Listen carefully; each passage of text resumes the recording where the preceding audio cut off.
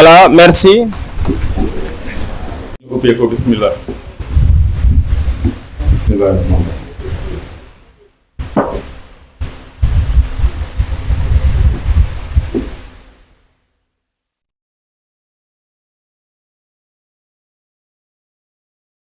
Subhana rabbika rabbil izzati amma yasifun.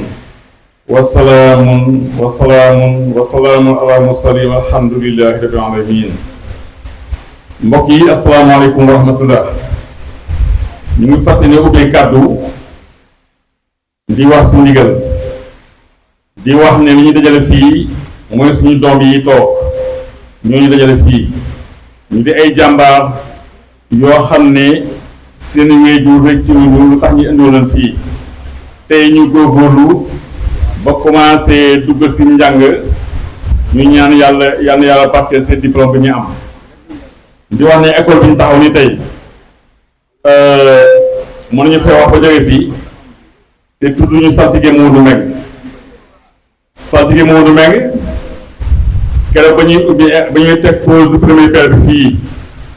Abdoulaye Diouf Sarr moo présidé keroog ndaje boobu keroog waaye Abdoulaye Diouf Sarr dafa am benn wax bu mu wax boo xam ne bii kenn suñu yëf nekkoon du ko fàtte mu seet ne dafa wax keroog ne école bii bu amoon ndey yu ñu koy tuddee wala baay bi ñu koy tuddee saltige ne Mamadou Meng la war a doon ndax sonn na si école bi dox na si def na suñu nekk gis nga kale bi nga xam ne mooy plan école bi ba ko état bi defaree joxuñu ko kenn joxuñu ko ministre joxuñu ko député joxuñu ko directeur joxuñu ko kenn si loxo saltige Mamadou Meng lañ ko teg mataan loolu mi nga xam ne moo nekkoon si foofu saltige Mamadou Meng dem jële woon kale bi mu ngi si biir mbooloo bi toog xam fu mu toogee sax mais Matar mu ngi si biir mbooloo bi moom keroog moo dem jëli kale bi indi ko teg si loxo saltige kon loolu dafay da nga xamante ne lii foog ñu wax ko nit ñi ñu xam ko muy jëmm joo xam ne lii dafa sonn lool si école bi saabu nag mënul fa boppam waaye moom li mu def moom du ko wax waaye ñun ñii ànd ak moom ñoo koy waxal suñ leen waxee ne bii fii la France du ngeen ko gëm fii la France bi ñiblu këram ba léegi nii fii la France fii la sangoo fii la solo li ngeen gis ni yëpp moo koy installé kon nag moom vraiment ñu ngi koy ñaanal yàlla li nga xamante ne yàlla teg na fi mu président APE bi jiite ñi nga xamante ne ñooy parents d'élèves yi yal na ko yàlla defal ndam ak sutura ak xéewal école bii de bu dëgg doon dëgg rek man ma doon joxe tur wi kon saltige Mamadou Meng laa koy tuddee ndax bu taxawee fii yàlla ak moom la moo si dox moo si wax moo si sonn kon nag loolu moom lu ñu war a wax la ba mu leer nañ ñëpp xam ko def naa élèves yi xam nañu loolu ñu fiy liggéey xam nañu loolu professeur bi toog li may wax mën na ko wax mën na ko seede nit nag su defee lu baax da nga ko koy wax ndax ëllëg moo tax ñun ñi topp si ginnaaw mën a góorgóorlu kon yàlla miy dimbalee yàlla ko yàlla dimbali gën kaa sàmm gën kaa aar gën kaa jàppale si li nga xam ne yéen bi nga xam ne moom la am si école bii lii suñu doom yi am nii si école bii école bi ku ne xam na ne école bu mel nii amul si Cap-Vert bu sete nii bu rafete nii bu taaroo nii amul si Cap-Vert yàlla waa APE bi ak professeur bi ñoo si jàpp sonn si di si dox guddi lu baax lu ñu am jël ko indi fii ku baax ku ñu xam jël la indi fii kon nag yàlla mi nga xam ne mooy barkeel yan yàlla barkeel ngeen baal jox kàddu yi asalaamaaleykum wa rahmatullahi taala wa barakaatuhu bismillah. jërëjëf imam waa kay jërëjëf imam allahumma amin si ñaani yàlla na ko yàlla nangu ñu ngi rafetlu kàddu yi donc sans plus tarder dañuy dugg nag si cérémonie bi commencer ak les discours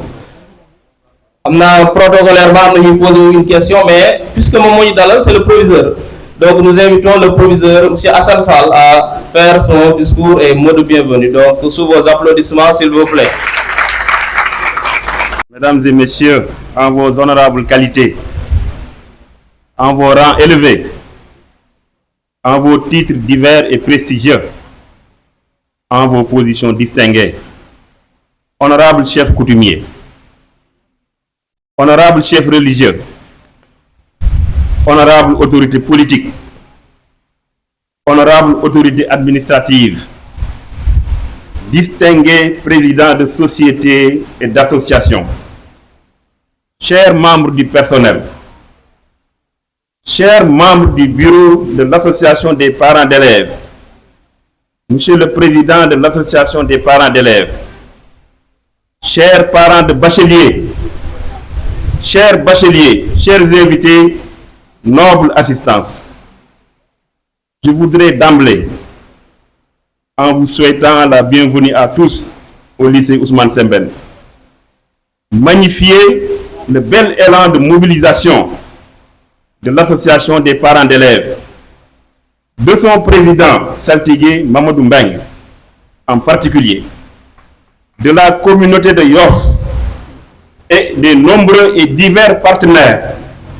pour l'organisation de cette remarquable cérémonie d'aujourd'hui. Depuis le déménagement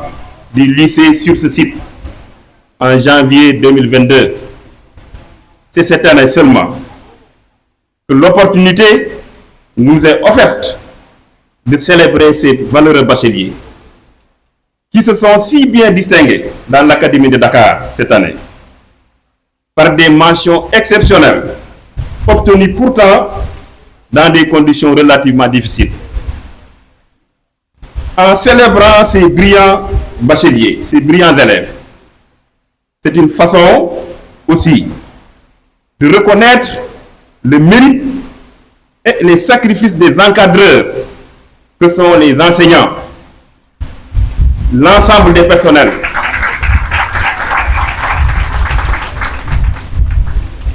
mais aussi le mérite des parents qui ont bien accompagné leurs enfants tout le long de l'année. Le caractère exceptionnel des mentions au baccalauréat cette année, tant en nombre qu'en qualité, justifie en effet l'organisation d'une telle cérémonie. Pour non seulement féliciter ces bacheliers, si valeureux, si méritants, les récompenser, mais aussi inciter les prochains candidats, leurs frères et sœurs, à suivre leur pas et même à les surpasser. C'est bien possible. Voilà, de mon point de vue, le véritable sens, l'un des sens les plus profonds de cette cérémonie. Cette tendance à la performance doit être maintenue et renforcée. La mobilisation doit être générale pour permettre à ce lycée d'atteindre sa vitesse de croisière, pour parler en langage de navigant. Mesdames et messieurs, chers parents, chers bacheliers, les résultats acceptables, mais améliorables, que nous célébrons aujourd'hui, sont le fruit d'immenses sacrifices des parents, des élèves eux-mêmes sérieux dans le travail, dans l'apprentissage, des enseignants consciencieux des exigences de leur mission, de l'administration qui organise les enseignements-apprentissages, de la communauté, de la collectivité, des partenaires qui sont au chevet de l'école. Cette conjonction des énergies au bénéfice des élèves ne peut que donner de bons résultats, si elle est bien captée, si elle est bien valorisée. C'est ce qui explique, de mon point de vue, ces mentions exceptionnelles au baccalauréat 2025 et qui font la fierté de l'établissement et de tout Yoff. Mesdames et messieurs, il s'agit de continuer sur cette lancée en donnant aux élèves qui ne demandent qu'à réussir de meilleures chances de cette réussite. Comment? En insistant particulièrement ici sur l'accompagnement social. Parmi les urgences en matière de services éducatifs ici au lycée Ousmane Sembène, il y a prioritairement, de mon point de vue, l'équation de la restauration des élèves en rythme de journée continue. La cantine scolaire est une forte demande scolaire, un intrant de grande dimension pédagogique et sociale. Et la mobilisation de la communauté est nécessaire pour en doter le lycée. Ce serait vraiment une avancée décisive en matière de confortation de cet élan de performance. L'association des parents d'élèves, très dynamique, s'y active déjà et a naturellement besoin du soutien des partenaires de la collectivité dans ce sens. Parmi les avancées importantes que je voudrais souligner cette année, il y a l'action remarquable de Pencum Dakarou en matière d'hygiène et de santé scolaire, notamment pour les filles. Je voudrais aussi magnifier les prestations de qualité offertes à nos élèves par l'hôpital Philippe Maguilène Senghor. Il y a aussi, mesdames et messieurs, l'amélioration de l'environnement qui fait de l'espace scolaire un cadre attractif, agréable, sûr pour les apprenants et pour les personnels. Les partenaires, en particulier Askia Assurance et la communauté en général, y ont beaucoup contribué. Il faut impérativement préserver ces acquis. Mesdames et messieurs, chers bacheliers, quant à vous, si valeureux et avec qui nous avons ensemble relevé les défis de la réussite cette année, je voudrais vous féliciter encore et vivement et vous encourager dans cette voie de l'effort soutenu pour réussir dans les études supérieures. Félicitations à tous pour avoir honoré si magnifiquement votre lycée, vos familles et votre collectivité, votre communauté, vos quartiers.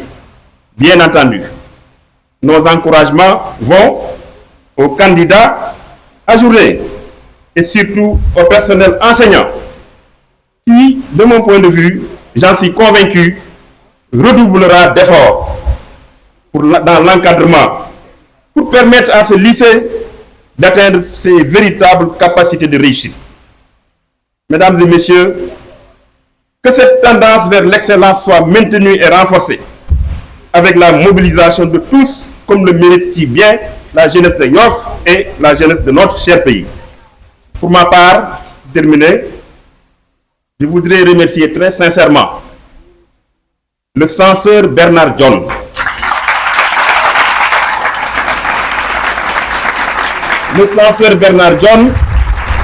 que j'ai trouvé ici en 2022, avec qui j'ai cheminé pendant ces 3 années, avec qui j'ai relevé tant de défis, particulièrement depuis notre déménagement ici en janvier 2022. Je lui souhaite une bonne suite de carrière dans sa nouvelle fonction de proviseur.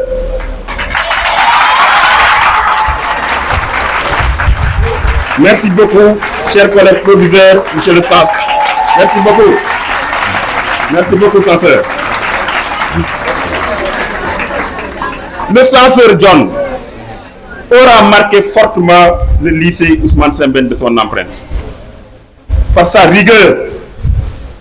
et surtout par son sens du sacrifice pour la bonne marche du service. Il est premier aux premières heures, il est là, il est le dernier à partir. Mesdames et messieurs, pour terminer encore, je voudrais remercier également tous ceux-là qui ont facilité notre mission ici, le censeur et moi, le proviseur et moi. Ils ont été très nombreux et je me garderai de les citer tellement ils sont nombreux. Je suis particulièrement marqué par le degré de mobilisation communautaire autour du lycée Ousmane Sembène à Yoff. Encore une fois, il s'agit de renforcer cet élan par une plus grande ouverture à la population riveraine du lycée, donc de Yoff Océan, aux entreprises, aux différents partenaires qui pourront plus et mieux appuyer les élèves sur le plan social et le lycée sur le plan pédagogique. Ce lycée est sur une bonne rampe de lancement.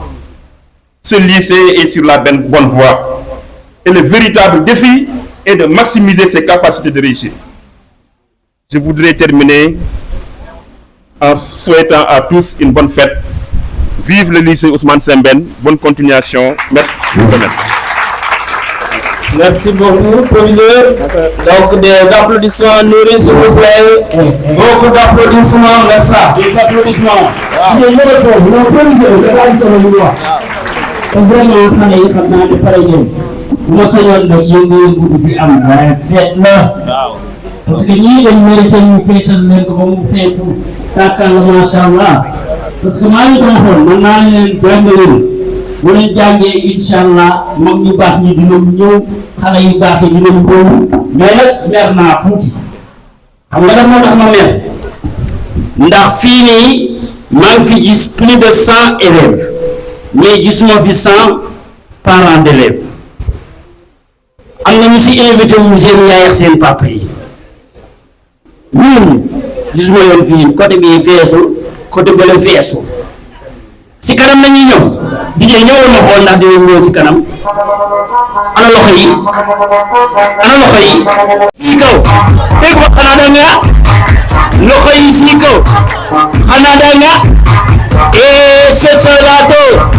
sësëlaato bal ko dem na kaw balaa ñu koy laal fii dëgër naa xanaa ma ndiir naa merci beaucoup. merci Massa moo waral suñu invitation ngir ñëw jàppale la waaye yal na yàlla suñu borom doon di barke yal na yàlla doon di sutura ci école bi mention spéciale au 109 admis waaye les 88 ñu ngi ñaan yàlla bu déwénee yàlla da ngeen bokk si ñi ñuy gradué yal na fi yàlla saxal barke ñun ñëpp jël ñu teg ko comme ñu ko toogee si waxtaayam Seydina Issa ibnu Baye Seydi Thiaw ibnu Seydina Mandione ibnu Seydina Imaamulahi Mahdi Muntazar waaye di ko tegaat ci loxo ki nga xam ne moo di président Birane Mbengue autorité le village traditionnel et coutumière village religieuse et coutumière du moins waaye bu muy le doyen bi nga xamante ne nii mooy l'infatigable koo xamante ne classe 57 61 yëpp ànd nañ ne ko jërëjëf di ko ñaanal muy Mame Alassane Mbengue péré yàlla ko yàlla doon sukkur Ndofane Diop le grand saltige ñu ngi leen nuyu di leen ziar di ziar Papa Demba Dieng imam di leen ñaanal seen classe bi yàlla yàlla doon sukkur waaye moom du ñuy ñi nga xamante ne ñoo nekk ci podium bi yëpp di nuyu monsieur Mansour Dia waaye di nuyu excellence Omar Diagne waaye di nuyu président Birane di nuyu madame Penda Ndiaye Cissé di nuyu représentant Askia assurance waaye di nuyu docteur Aïssata Tall waaye ñu di jël ñëw di teg ci loxo Demba Ndoye monsieur Demba Ndoye di chef de cabinet monsieur le maire waaye di nuyu honorable Aminata Dieng waaye di nuyu directrice providence assurance waaye di nuyu une personne spéciale pour cette journée ni monsieur Babacar Ndoye ancien DG de la banque islamique di nuyu tonton Naaru Mbengue waaye di nuyu Moustapha Mbengue waaye di nuyu mboolem ñu fi teew di wax félicitation au gradué ci noonu au nom des élèves des parents d'élèves au nom des bacheliers ñu ngi jox ki nga xamante ne nii moo di Seydina Issa bismillah nga sànni ci kàddu.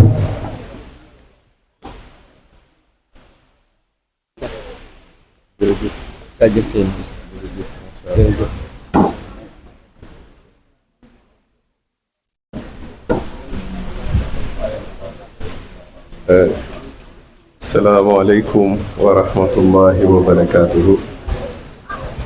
بعد بسم الله الرحمن الرحيم.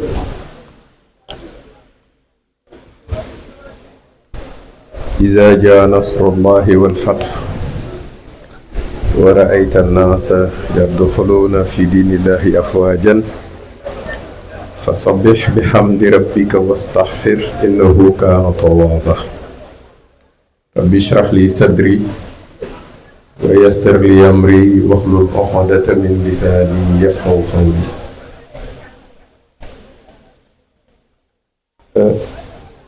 mbokk yi ñu ngi nuyu ñi fi teew ñëpp di leen ziyaara te di ñaan yàlla jotaay bi ñu am yàlla na ko yàlla barkeet. xam naa ne kàddu yi du gudd ndax dañu ñëwoon représenté Seydi Mouhamadul Muxtaar ibnu Seydina Ababacar Laay ibnu Seydina Limaamu Laay ci lycée bi. yàlla dafa dogal bi nga xamante ne parents d'élèves yi ñëw nañu fa, le grand saltigué Mamadou Mbengue jiite délégation bi nekk président des parents d'élèves. boobu ba léegi sang bi xelam ak xolam yépp mu ngi ci école bi, ànd ak suñu mag maam Babacar Laay mi nga xamante ne moom la ñu tudde waajuram di doom ci suñu waajur bu baax wa Baye Bay Ndoy nga xamante ne ku suñuy maam wóolu woon la. damay wax ne boobu ba léegi sëriñ bi xelam yépp mu ngi ci école bi, mu ngi ci événement bi nga xamante ne dafa waroon am. barki démb la ma woo laaj ma ko, muy jeudi, ma ne ko dama yaakaar ne tey jii la. ci laa woowee saltige moom jotuma ko, moo woo imam mu ne ma samedi la à 10h. defe naa ci la ma sëriñ bi woo yónni ma,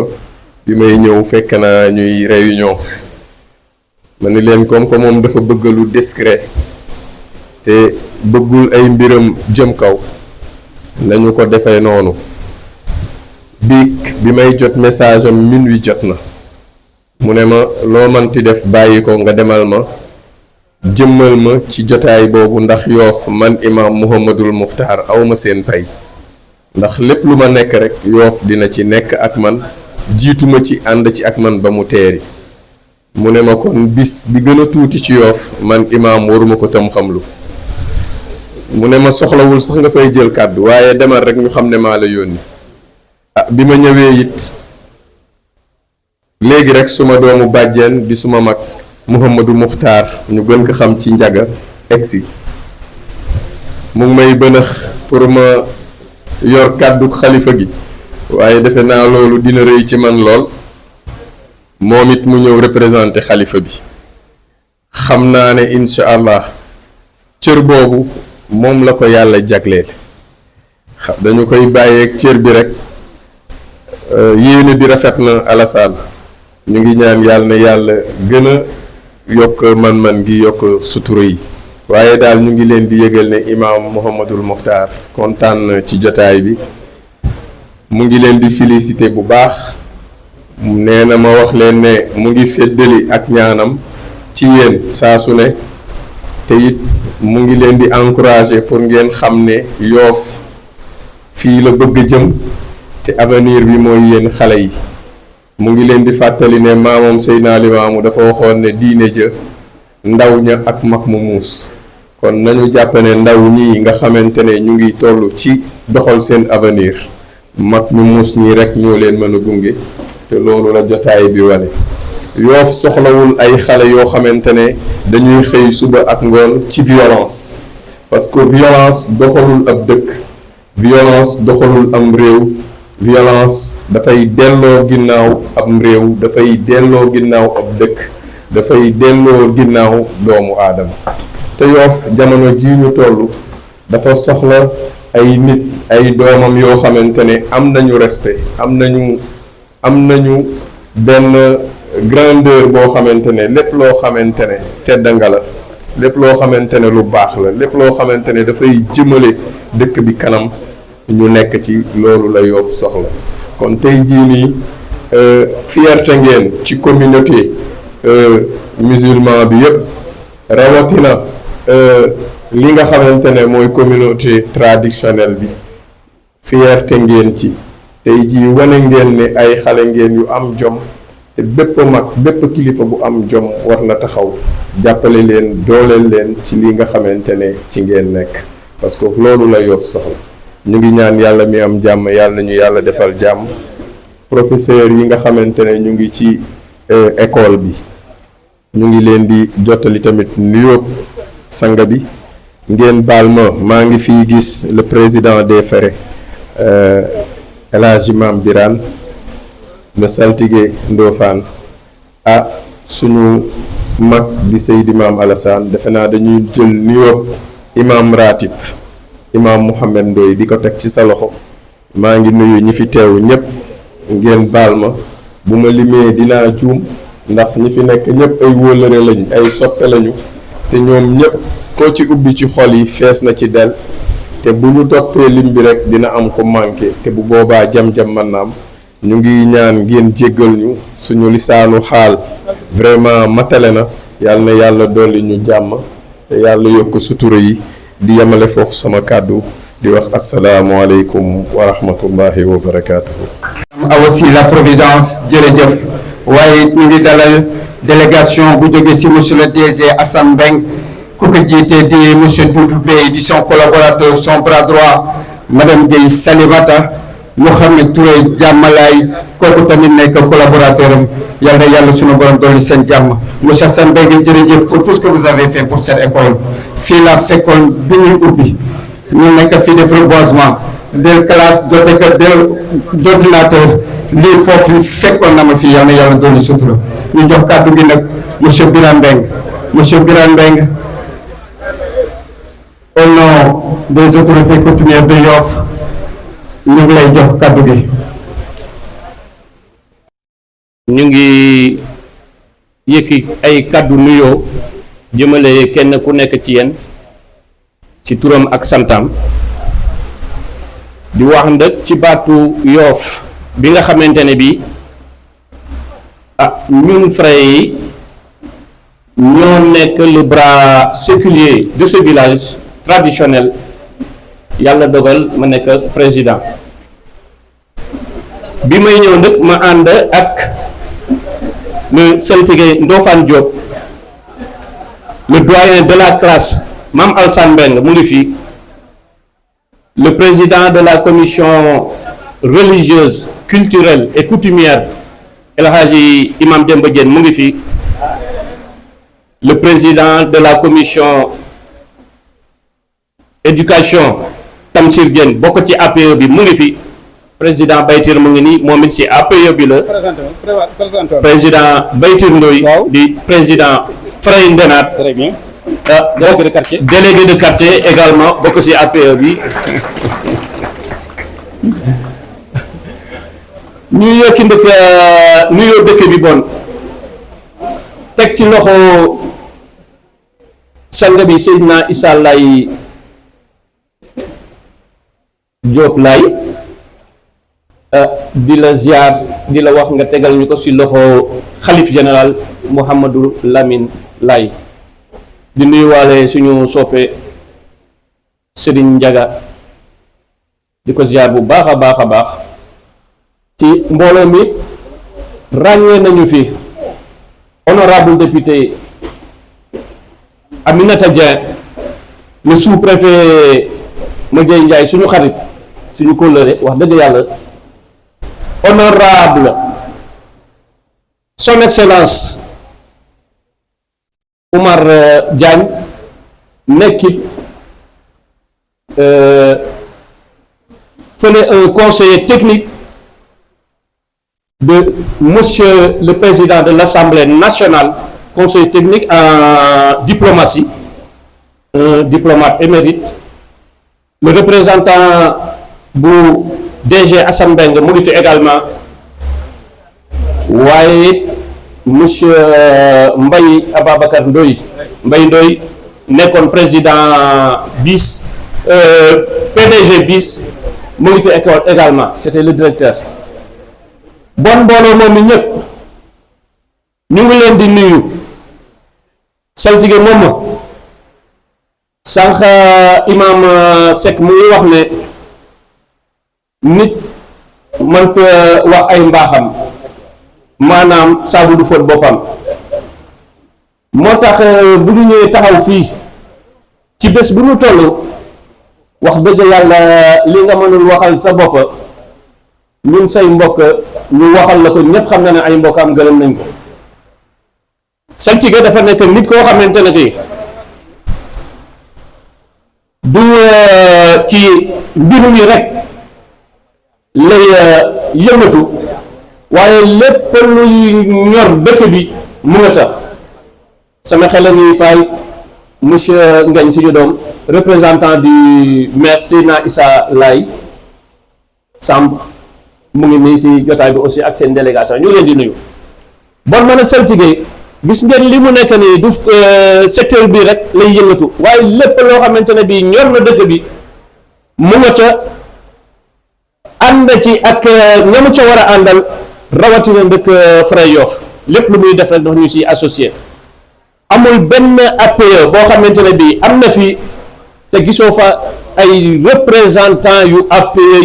yu Fra Yoff yu bëree bëri ñu ngi si APE yëpp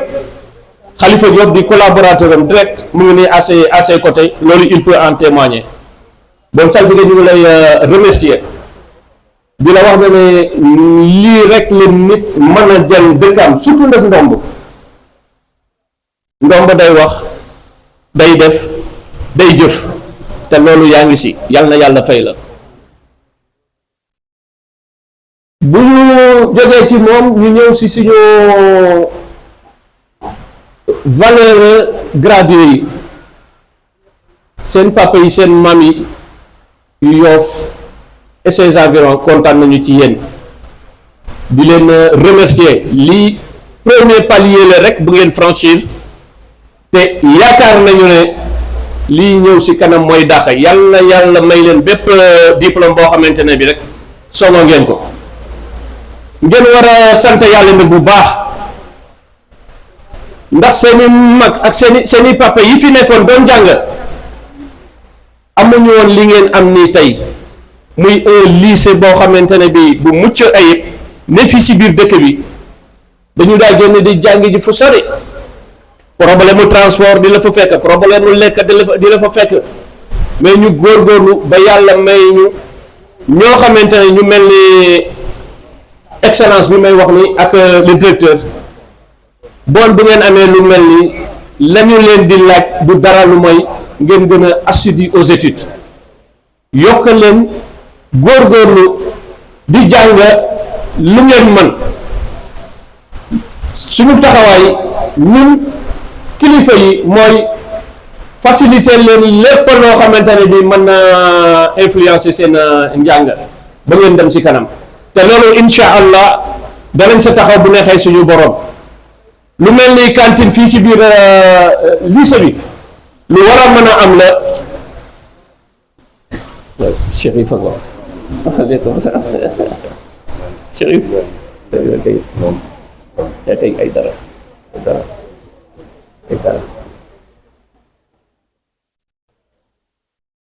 macha allah waaw gis ngeen dañuy ñëw pour ànd ak yéen féete leen surtout Seydina Limaamu Laay al Mahdi mu ngi nii toog waaye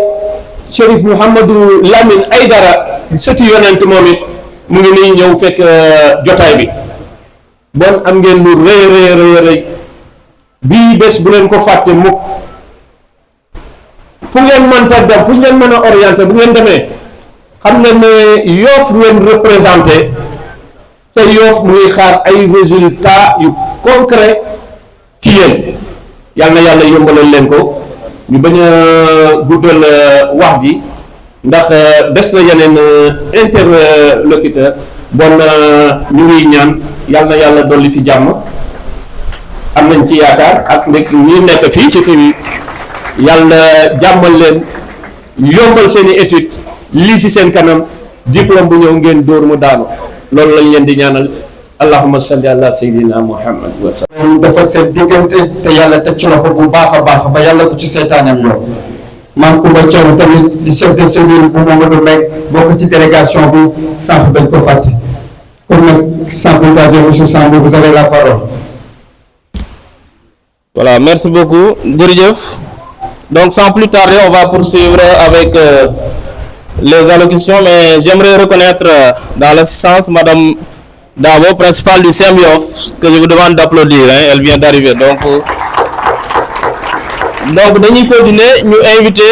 kenn ci co-organisateurs yi muy monsieur Sidi Diouf, président de l'APE du CEM Yoff, ñoo def son discours sous vos applaudissements s'il vous plaît. Seydina jërë ngeen jëf cheikh bi jërë ngeen jëf soo leen gisee ma commencé ci ñoom ci école bi lañ nekk mais mosuñu taxaw ci dara te ñoom nekkuñ ci ngeen gis leen ak ñàkk leen gis mais ñun ñu fa nekk gis nañ seen taxawaay damay wax ci turu association AP yi nga xam ne ñoo nekk ci école Yoff yëpp en tant que président collège bu Yoff di wax aussi ci turu membre administration bi nga xam ne moo nekk ci collège bu Yoff en l'occurrence madame Dabo ak ñi mu jiite gannaaw bi ma nuyoo ñëpp seen tur ak seen sant day am bés yoo xam ne dafay jar ñu wax yenn yi pour nit ñi xam ko mun ngeen jort dara waaye xam ko moo ëpp solo fuuf bés bii dañu ko organiser pour suñu doom yi parce que dañu ko mérité ñaata at lañ def depuis le bas âge ba léegi tey jii li seen parents yi gënoon soxla ci seen cursus mooy baccalauréat xale yi am ko ak ay mention yoo xam ne am na lycée Ndakaar yoo xam ne amuñu ko lycée nag laa wax lycée bi commencé wul fii muy commencé ci collège bi foofu laay duggee ci saltige stratège dëgg la parce que bi ñuy commencé dox pour affaire jàngale bi xamal nañu ne leen foofu mu leen fa am lycée moom ci xarañteef mu wax ak inspecteur Ndiaye ne ko may ni ñu ubbi classe de seconde fa la ñu commencé ubbi classe de seconde donc stratégie bi gis ngeen fi ñu commencé ñuy dem di dem ba lycée bi existé di jóge fa di dox moom ci boppam nelawul guddi nelawul bëccëg fii damay wax tey ne lépp lu fi ne mooma parce que xam ko moo tax may wax dañ fi ex léegi ne kilifa waxoon na fi ne pour ñu tuddee ko xam nga lu mu kilifa gi nu mu ko waxee dane bu nee doom bi ñuy ngénte la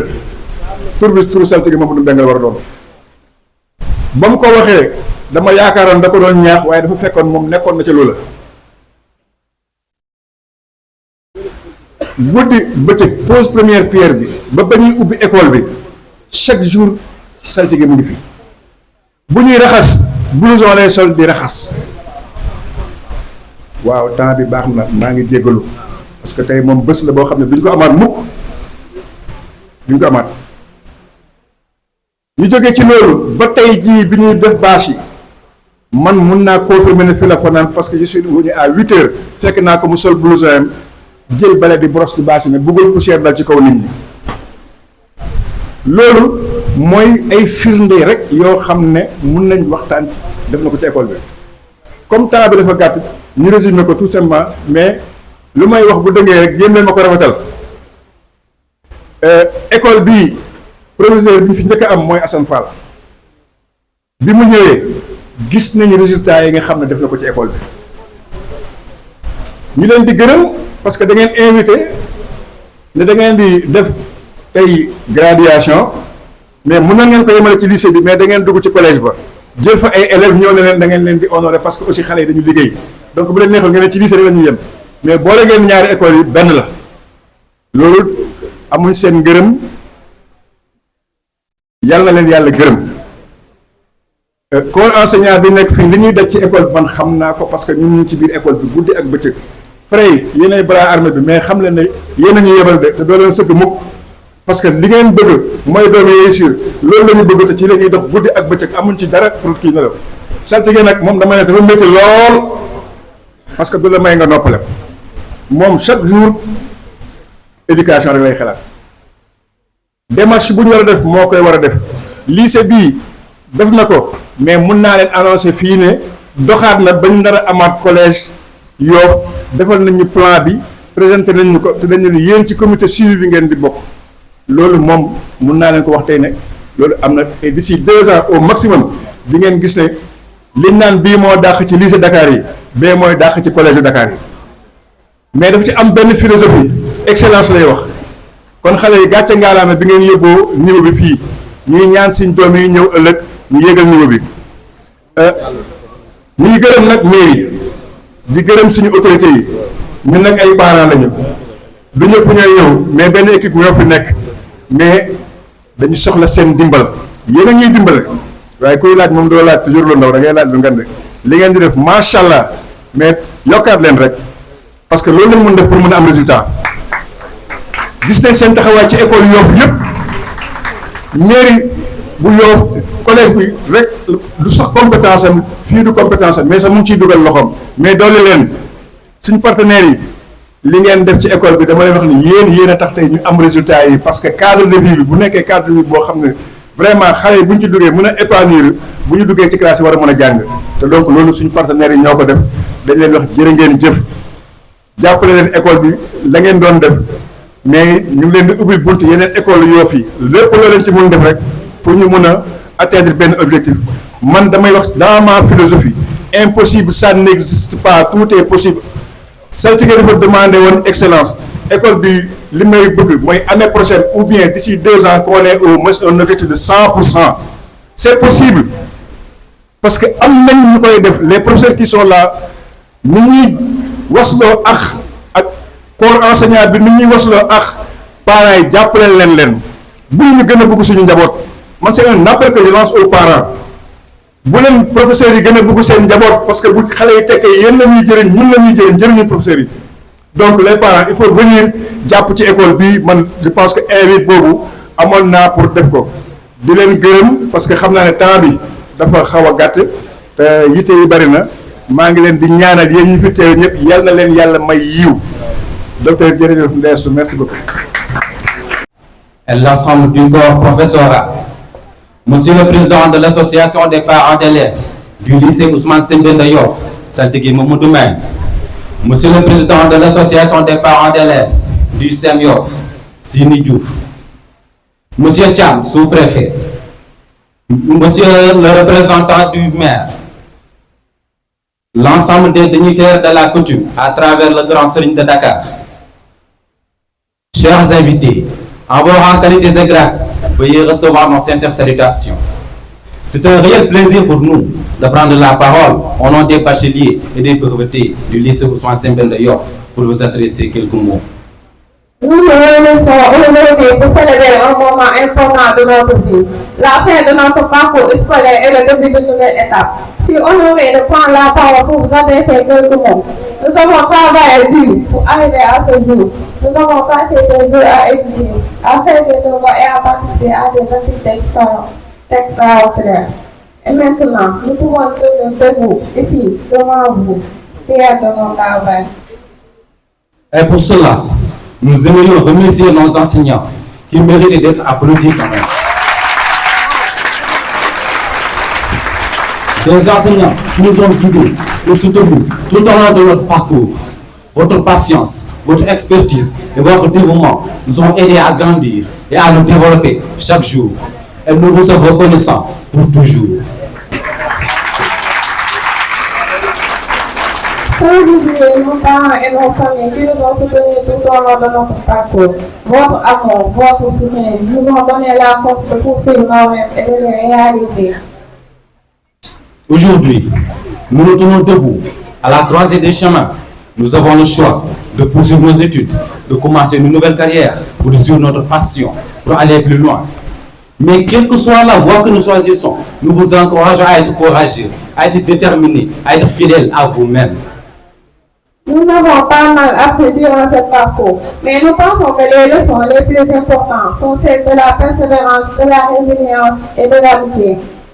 Ousmane Sembène, l'unique lycée de Yoff, là où les parents, les profs et les élèves se tiennent la main malgré la différence ethnique. Alors que nous allons de l'avant, nous vous encourageons à avoir appris ces leçons et à les appliquer dans votre vie quotidiennement. Et n'oublions jamais que nous sommes capables de changer le monde complètement. Finally, we would like to tell you that we are proud to be part of this promotion. We are proud of us. We are proud of what we have accomplished together. Comme le dit l'adage, la vertu de la jeunesse, c'est de savoir qu'elle a le pouvoir de changer le monde. Alors, chers convoqués et bacheliers, soyons cette jeunesse qui va changer le monde et faisons ce que disait Cheikh Anta Diop. Formez-vous, amenez-vous de science jusqu'au vent et arrachez votre patrimoine. Chers conseillers, nous vous prions de vous lever. Nous aimerions que vous vous leviez pour que nous disions sept slogans que nous aimerions vraiment partager avec vous. Veuillez répéter après nous, s'il vous plaît. L'OSI un jour, l'OSI pour toujours. L'OSI un jour, l'OSI pour toujours. Merci pour votre attention. ñi fi teew ñëpp bu dee administration ñu jiital le sous-préfet moom mi fi teewal njiitu réew mi ak gouvernement bi nuyu sunu kilifa yu baax yi fi ñëw muy Chérif Mamadou Lamine Aïdara di seetu maam Cheikh Sadbou ak sama njabootu maam Limaamu gi nga xam ne ñoo ñëw teewal xalifa bi teewal imam ratib Mohamed Matar nuyu sunu partenaires yi nuyu le proviseur nuyu administration bi nuyu professeurs yi nuyu sunu doom yi nga xam ne ñoo ñu dayale tey ñu di leen sargal tey ci jaloore yu rafet di ñu def ci examen yi nuyu sunu partenaires yi. man damay sant yàlla maa ngi wax alhamdulillahi rabbil alamin maa ngi sant yàlla bi ma yàlla boolee ay nit ñu baax lii bu ma ko ñemee def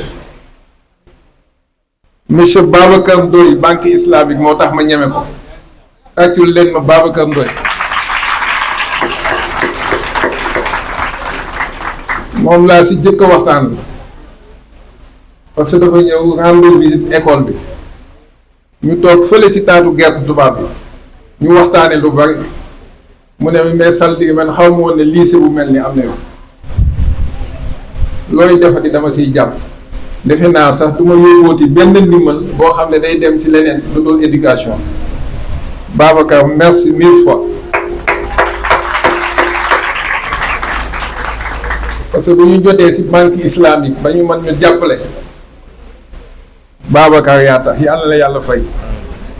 bu ñu jotee ci providence assurance madame si mu ngi ñëw teew jiite ko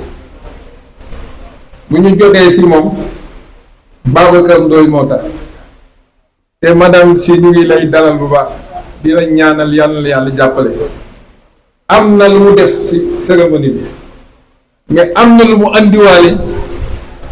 naka defaat ci meilleur élève ba nga xam ne moo jiitu ci école bi loolu daf ma ko doon jox ma ne ko defal ko sa bopp kon bu cérémonie bi demee ba ci kanam dina def loolu ñu sant bu baax Mohamed Matar Laye imam Matar proviseur bii de bi mu ñëwee Yoff moo ko dalal ñaanal ko booba CN bi moo ànd ak lycée bi mu ñaanal ko vraiment li ñu metti rek maa ngi leen di annoncer ne moom dafay dem censeur bi dafay dem waaw loolu muy lu metti ñaar ñi jiite école bi dox ba di def ay résultats ñoom ñu xëyandoo demandoo loolu mën na di jafe-jafe waaye yàlla ñu yàlla defal ndimbal ñu sant imam Matar bu baax jàpp na si Seydina Issa comme ni mu ko waxee ñu ngi koy sant di ko ñaanal yàlla ñaanal xalifa bi ñaanal njabootu suma maam Limaamu ñaanal sanga bi Njaga Matar di nit ku baax di nit ku yiw di nit ku mën a wax lu baax principal maa ngi lay nuyu di la dalal nuyu sama sang bu baax bi Chérif Lamine Aïdara ça fait 10 jours waroon na ko fekk mu ñibbi léegi ko fi téye mu ne ma saltige ker say bët te cérémonie bi boo fi doon toog weer dinaa ko xaar waaye loolu boo amee kilifa gu mel nii mu defal la loolu war nga kaa sant war nga kaa ñaanal yemu si mu jënd ay ordinateur yónneem comme ni ko imam Matar defe benn Njaay Siise jàpp na si excellence jàpp na si kilifa yu bari jàpp nañ si waaye nag damay mujj si DG Assane Mbaye li ma wax si Babacar Ndoye laay wax Assane yàlla ko yàlla lafal ket yàlla dimbali ko nit ku discret la nit kuy def avec désintéressement parce que li mu def ci cérémonie am na ñoo xam ne bu ñu ko defoon bu ñuy ñëw gàngoor la ñu àndal mais gis nga délégation bi matuñu sax juróomi nit Assane tamit bu ñu ñemeñee def li ñuy def ni man damay jël mag ji tekk fële man éducation dafa ma ci ñor ku ma ci fekk rek ma gërëm la parce que 20 ans maa ngi jaabante ci wàllu éducation Assane yàlla ko yàlla lafal cet yàlla jàppale ko moom it bu ñu ñemee ak am cadeau yi def ci jàpp bu baax def na ci ndimbal mu bëree bëri jox nañu ordinateur jox ñu tablette comme ni ko mbokk yi defee Assane yàlla ko yàlla jàppale ñëpp xam nañ ne salle informatique yombul daaw waxtu yi moom moo ko jox école bi d'une valeur de 10 millions daaw bi ñuy ubbi jaaxle école bi bi ñuy ubbi jaaxle mu am ndox temps am ñax moom mobiliser ay militam ñëw ubbi école bi baleel ñu ko ba mu set sëkkal ñu ko defal ñu ci li ci war yëpp ñu mën a ubbi tey jàng tey Assane yàlla ko yàlla lafal cet yàlla jàppale ko du ñu mën a ñàkk ñaanal Ablaye Diouf sax parce que lycée bi maa ngi moom ñoo ko àndoon di ko dox en tant que maire sii di junjee na ko dox nañ ci lu bari ba yàlla antul ko Ablaye tamit ñu ngi koy ñaanal yàlla ko yàlla defal ndimbal maire bi tamit Aminata ñu ngi lay nuyu di la wax ne maire ñu ngi koy jaajëfal waaye Assane daal ñu ngi koy ñaanal ñu ngi koy gërëm censeur John monsieur John jógal taxaw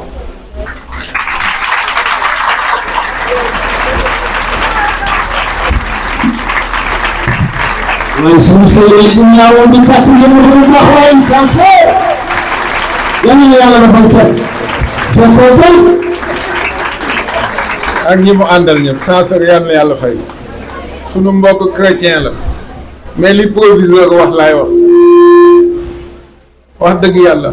da ngay am sax kersa des fois 6 heures du matin et demi fi la koy fekk 19 heures fi la koy fekk day xëy heure boobu mooy mujj ci école comme ni loolu mën naa ko seetlu parce que école bi du ma toog une semaine te ñëw ma fi 5 fois wala 6 fois des fois fii laay jullee géewe ren defe naa am ndox du taa ci école bi xanaa cours bu ni mais angle yi ci gannaaw yi ndox dootu fa taa yooyu yëpp jël nañ matuwaay yi ba ndox du taa ci école bi kon censeur yàlla na yàlla fay poste bi nga xam ne am nga ko muy poste proviseur yàlla na ci yàlla defal ndam Babacar waa banque islamique dañu joxe ngànt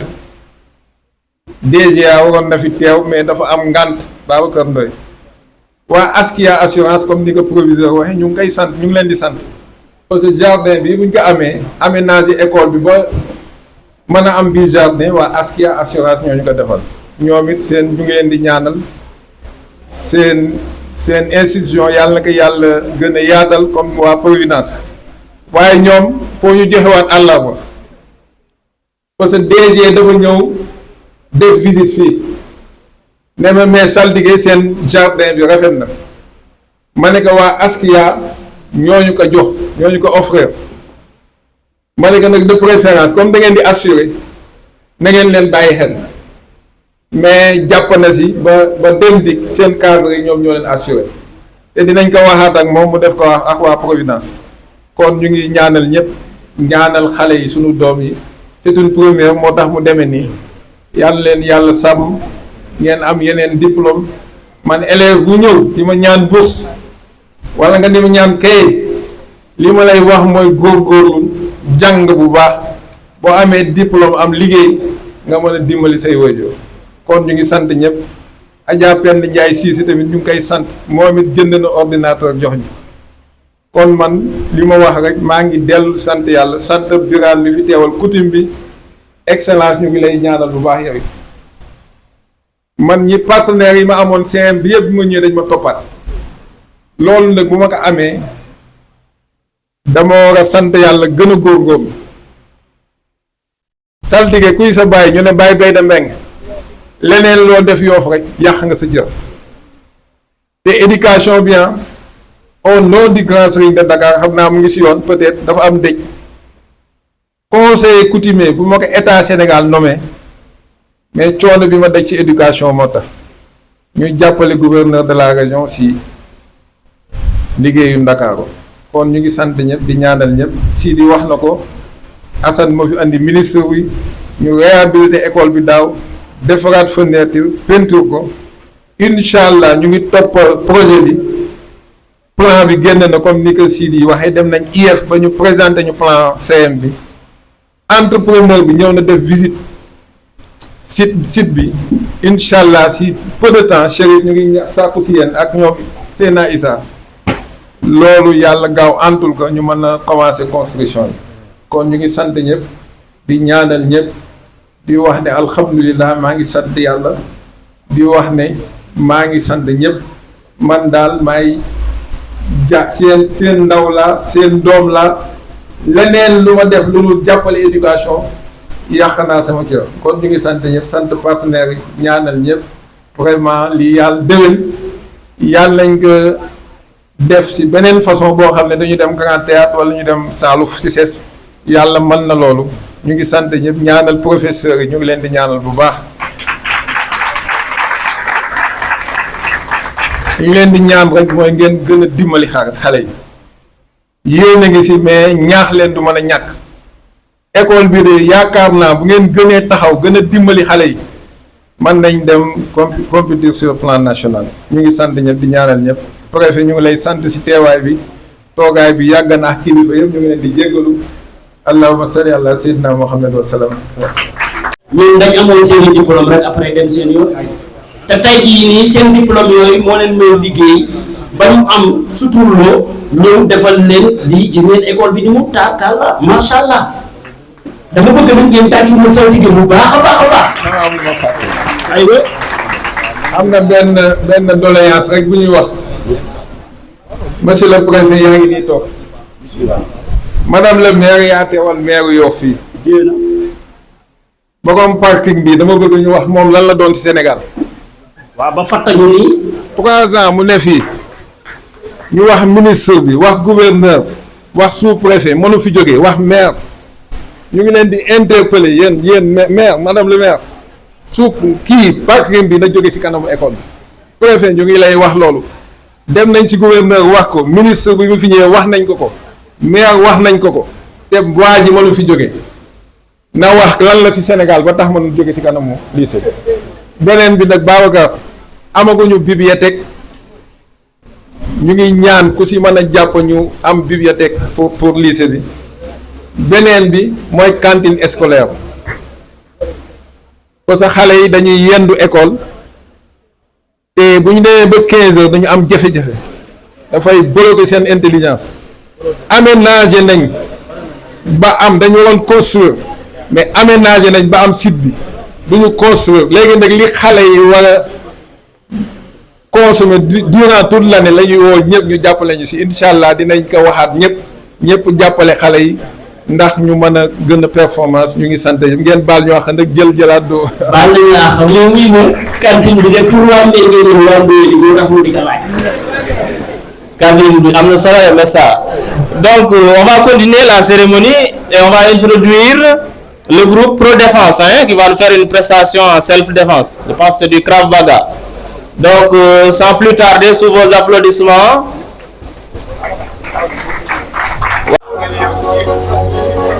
Égal. 9. Go. 1. 2. 3. 4. 5. 6.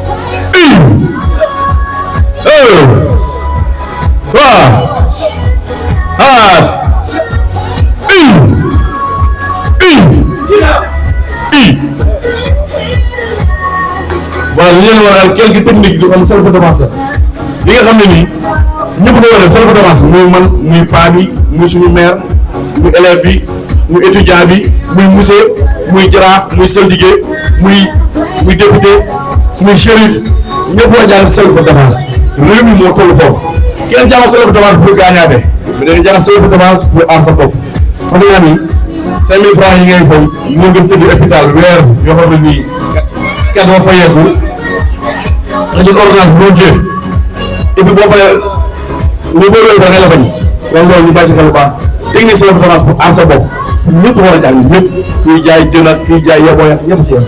voilà léegi dañu leen woon ay quelques techniques self défense aja bu njëkk bi aja bu njëkk waaw gis ngeen ñaar ñooñu gis ngeen ay morom lañ ñooñu ñëppante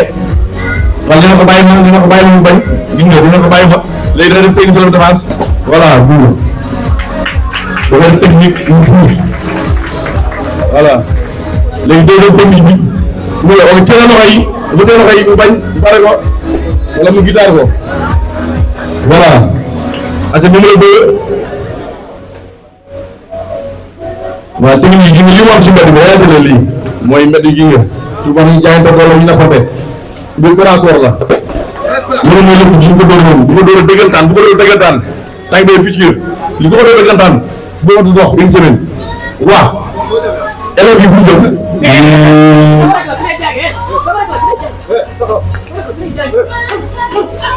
waaw gis nga su rakam lay jëloon paar rakam dafa jàngi woon waaye dafa eggale fu mu jëloon paar rakam lay jëloon paar rakam voilà ay beneen technique bi beneen technique baa ngi noonu voilà gis nga ay morom 1 2 3 4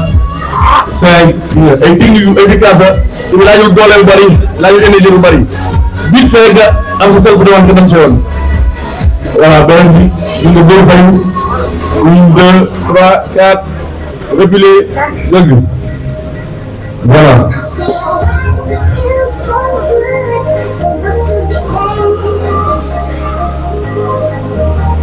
waaw technique bi mu ñu bari noonu waaw beneen technique bi monsieur Baye noonu bu leen monsieur bi monsieur bi ay paaga dawal wala nga paaga monsieur bi wala paaga monsieur bi paaga monsieur bi yow waaw waaw yow ay technique de self défense allez foofu waaw beneen bi day jëm a biir élève bi gis nga day fayu di aar boppam dóor ko daw voilà ñu ngi doon allez ligne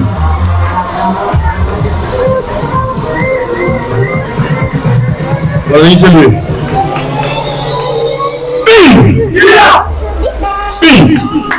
voilà ñu ngi jël seytaani rajim bismillahi rahmaani rahim mbooloo mi asalaamaaleykum wa rahmatullah maa ngi leen di nuyu kenn ku ne ci turam ak santam waaye ma jël nuyoo bi di ko teg ci loxo représentant xalif général des Layènes mon frère Seydina Issa Laye mu joxal ma ko xalif général des Layènes joxal ma ko waa Yoff yëpp may nuyu bu baax sama xarit sama frère le grand saltigué Mamadou Mbengue ci taxawaayam ci Yoff ci taxawaayam ci xale yi ci taxawaayam ci lycée bi di ko sant di ko gërëm may nuyu président Birane bi nga xam ne moo teewal frère Yoff di nuyu grand saltigué Ndofane mon ami et l'ami du maire di nuyu ñëpp ñi nga xam ne teew nañ fi waaye may nuyu aussi ma sœur Adja Penda Ndoye man la honorable député Aminata Dieng maa fi ñëw tey teewal monsieur le maire le premier magistrat de la commune de Yoff maa ngi ànd ak aussi chef de cabinet CC Demba Ndoye di leen jox nuyoo monsieur le maire di leen jox cantam ak ngërëmam waaye di leen xamale ne dafa toog ba dernier moment mu am contretemps loolu moo tax gisoo leen ko waaye ku ne xam ne le maire li ko ñor mooy njàng xale yi Yoff rek ñoo ko ñor ku ne xam ne ne bëkki Dembo Ndiaye Yoff moo jël paie ci li nga xam ne mooy njàng mi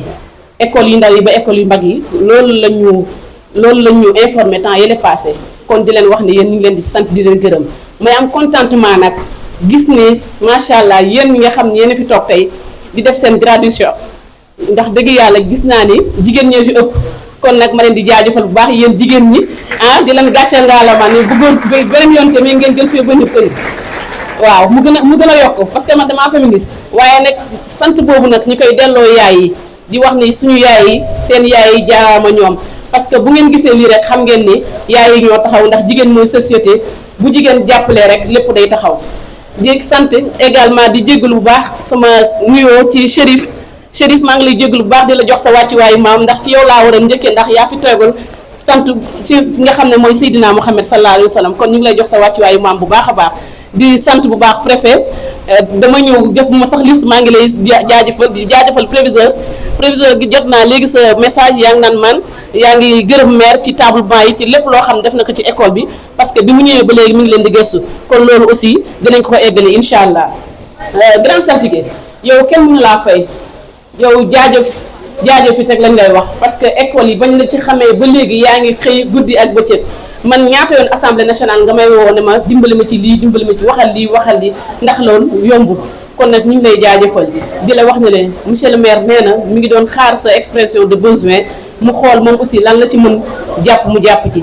may nuyu également ki nga xam ne moo teewal mon frère DG Assane Mbengue di Doudou di ko jox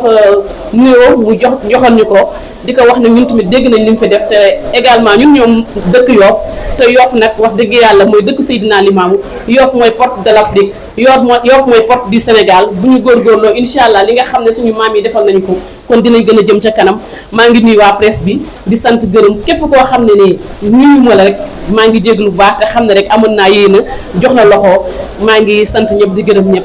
merci beaucoup. Merci beaucoup honorable donc des applaudissements s'il vous plaît. kaddu yi am na solo waa Messa daa mel ne am gane. ziar d'abord sang bi lay waxtaan madame le proviseur le respect monsieur le proviseur mais je devais commencer par monsieur le préfet maa ngi nuyu Chérif di nuyu toutes les autorités alors c'est difficile pour moi di wax alors que vraiment c'était pas du tout préparé mais je vais essayer de faire un effort encore que baat bi c'est pas une voix très agréable d'ailleurs j'ai un mauvais souvenir de cette voix puisque quand j'étais au CP, je ne sais pas si ça se dit toujours, mais à l'époque on disait cours préparatoire première année. Après j'ai appris qu'on parle de CI, classe d'initiation. Mais quand j'étais au CP1, cours préparatoire première année, c'était au siècle dernier. C'était en 1957. Voilà. À l'époque, monsieur le professeur, tous nos professeurs à Blaise Diagne, c'était des coopérants français. Il y avait même des coopérants français à l'école primaire. Et nous, à l'école primaire de Yoff, ici, on avait une dame, une maîtresse qu'on appelait Madame Moreno. C'était une Française. Alors, tous les matins, je ne sais pas si ça se fait toujours, tous les matins, c'était « Levez-vous, je m'assieds. Asseyez-vous, je m'assieds. » Après, c'est le chant. Mais pourquoi je dis que j'ai un mauvais souvenir avec la voix? Parce que Madame Moreno, chaque fois qu'il s'agissait de chanter, elle me sortait des rangs. Alors, l'enfant de 7 ans que j'étais, je ne comprenais pas ce qui m'arrivait. Alors que par ailleurs, c'est une dame qui m'aimait bien parce que je travaillais bien, j'étais un bon élève. J'étais brillant pour ainsi dire dans toutes les matières, sauf une, le chant. Elle me sortait des rangs. J'en ai gardé une furieuse frustration. C'est après que je vais comprendre. Parce que, je ne me rends pas compte que j'ai une mauvaise voix. C'est ça. Alors, mais comme Dieu est profondément juste, de la classe, malheureusement, je n'ai pas vu ici, ça m'a été camarade de classe, ici à l'école primaire. J'avais la plus belle écriture de la classe, comme Dieu est profondément juste. Et à l'époque, je ne sais pas si ça se fait toujours, il y avait deux formes de dictée. Il y avait la dictée préparée et la dictée de contrôle. La dictée préparée, comme son nom l'indique, chers élèves, il s'agissait d'écrire le texte de la dictée au tableau noir. Nous baillons 5 minutes, le temps que les moins brillants, pour ne pas dire les nullards, nous khollent. Après, on efface et on commence le texte de la dictée. J'avais donc l'avantage sur tous les autres, parce que non seulement de mémoriser les mots, mais c'est moi qui l'écrivais. Et donc j'avais toujours, comme on disait à l'époque, off to faute, zéro faute. Donc, Madame Moreno, chaque fois qu'il s'agissait de chanter la Marseillaise, parce qu'à l'époque on n'était pas encore indépendant, eh bien, une première fois elle me sortait des rangs, après parce que elle me laissait dans les rangs, mais en me disant, Diane, je ne veux surtout pas entendre ta voix. Contente-toi de murmurer. Donc voilà, je vous raconte ça pour te dire que mon a une frustration. Ça m'aurait empêché de progresser. Après, j'ai eu, grâce à Dieu, ce qu'on disait l'entrée en sixième. À l'époque, on disait en bourse. Sur le pays, dafa am bourse am certificat. Waaw. Man yàlla defal ma sutura ma am bourse am certificat. Ñu orienté ma Blaise Diagne. Moo tax bi ma duggee ci lycée bi parce que man tey laa fi doog a ñëw. Quand Saltigué m'a parlé du lycée, pour moi, comme j'habite à côté, dama foog ne foofu la ñu ne ma non lycée bi ak CM bi dañu séparé. Donc bi ma duggee rek j'ai dit ay waay suñu amoon lii en 1963-64 parce que dañ daan dugg ci kaar yi di xaar PEI da ngay taxaw PEI di la romb et cetera dañ ma jox woon face pour may mën a añ foofu parce que mënuma à l'époque c'était la journée discontinue donc da ngay jàng 8 heures ba midi wàcc dem kër ga añ 15 heures nga ñëw. Voyez, donc man je passais la journée ci benn kër boo xam ne bii sama cousin pap la et yooyu yëpp y a des gens yu ma bokkaloon en classe c'était pas qu'ils étaient pas brillants mais loolu moo leen traumatisé woon les difficultés de transport et cetera doo am foo añee à midi et cetera et même l'entrée en sixième, tenez-vous bien, nous on a fait le centre d'examen de l'entrée en sixième pour un enfant de 7 ans. Mais c'était à Montpellier. Nitibari, à l'époque, monsieur Dakar. Nos mamans se levaient à 6 heures, gouvernaient nous au garage, nous nous auto nous pour nous dem école Manguier d'Efkim. Ensuite, vous avez la chance, mais nous à l'époque, on écrivait avec des porte-plumes, avec encrier, avec buvard. C'est une faute comptée double. Bon, avec 2 fautes et demie, tu es éliminé. Bon, ça gagne avec cette copie. Encre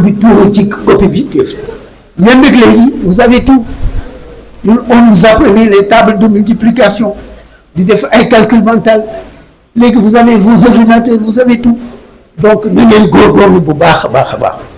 alors, mais le chemin est très long. Parce que nous, je suis bachelier en 71-112. Avant 71, il n'y avait pas la loi d'orientation. Il y avait un bac philosophie, qui est l'actuel bac littéraire, sur la médecine. C'est après que nous avons créé la loi d'orientation. Donc, alors, les études, ça commence maintenant, parce que le bac, c'est le premier diplôme universitaire. C'est possible.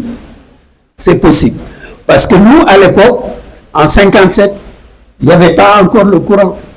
Il n'y avait pas le courant dans nos maisons. On apprenait à la lumière de la bougie. Je vous raconte tout ça pour vous dire, étape nous franchir. Et on est arrivé à représenter, grâce à Dieu, à représenter le Sénégal comme ambassadeur dans 4 pays.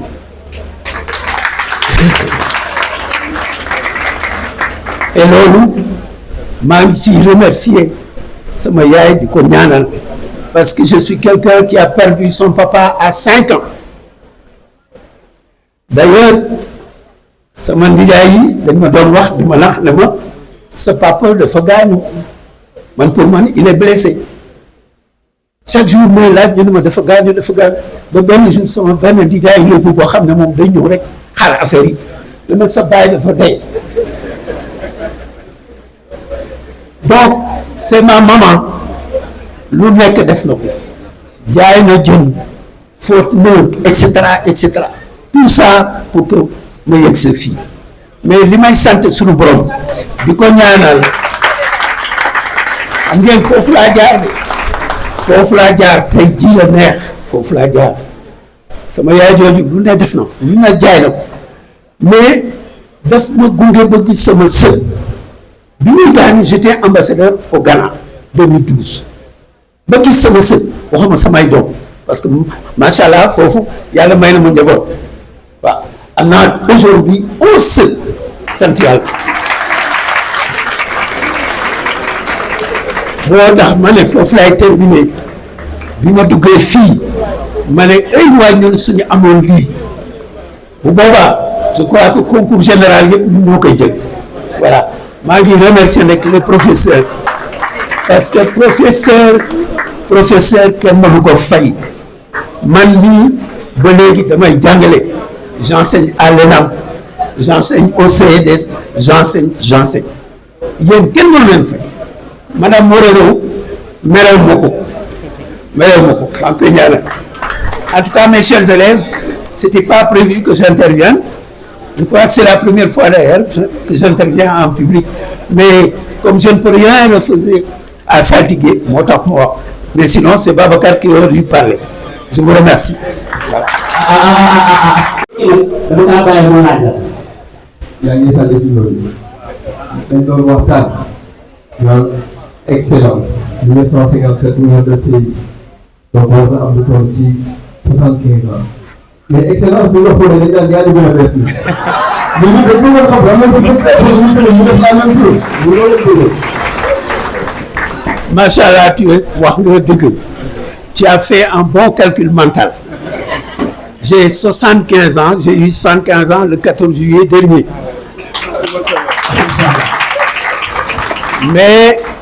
Mais foog naa ne soxna si moo ci jàpp.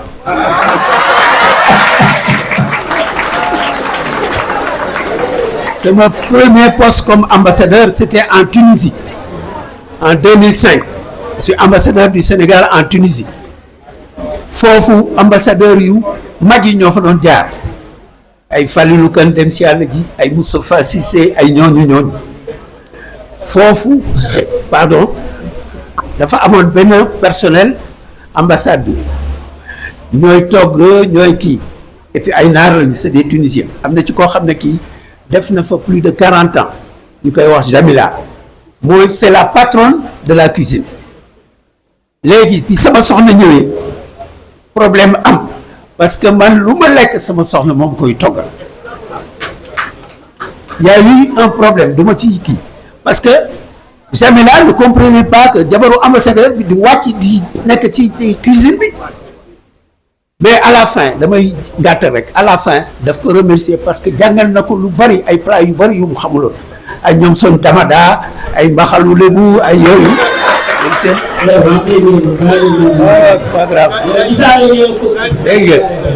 léegi bu ma jëlee ci poste boobu war ma yóbbu ci beneen dëkk soxna si xam nga lu mu jukka ranger ci ay kii elle range d'abord ses livres de cuisine wax naa ko ci benn interview bu ñu ma consacré bu ñu ma nommé conseil diplomatique du président de l'Assemblée loolu la soxna si mu ngi ci lu ma lekk moom la lu ma lekk feneen ñëpp xam nañ ne que dëj yu xew lu ma yëg dinaa ñëw mais buñ commencé joxe kudd yi rek ma rocceeku am seen kër ga diwlin 2 litres le mois amul jumbo amul saf-safal et cetera loolu mooy secret ma tàmbalee ci kilifa diine yi kilifa aada yi ak wayjuru élèves yi toog fii waaye beneen loxo sama mbokk jàngalekat yi tax bés bi waral ñi ba xale ñu leen di sargal mënoon naa làkk tubaab de waaye dama fàtte mën naa fi wax tubaab dama yax te boobaa danañu ma xeeb moom laay bañ moo tax ma jéem a làkk li xam ne moom laa napp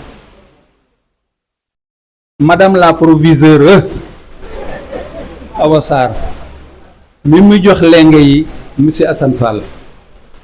ak professeurs yi ak élèves yi xamante ne ñu ngi fi am na ñoo xam ne jaar nañu seen loxo ñu leen di gërëm